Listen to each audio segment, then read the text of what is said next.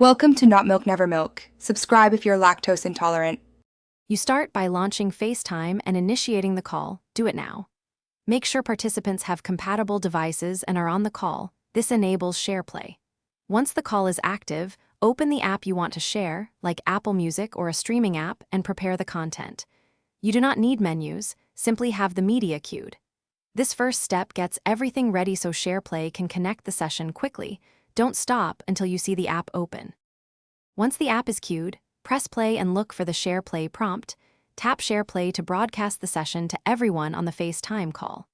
If the prompt does not appear, make sure the app supports SharePlay, then use the app's share button or control center mirroring to force the session.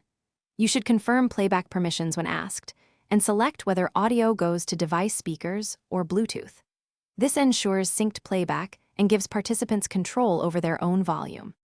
To finish, use the app or FaceTime controls to pause, skip, or add people.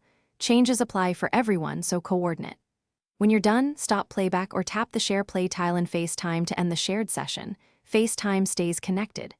If something fails, try common fixes. Update iOS or Mac OS, quit and reopen the app, or leave and rejoin the FaceTime call.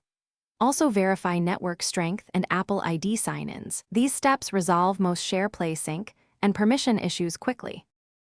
Thanks for watching. If this was helpful, leave a like and consider subscribing. See you next time.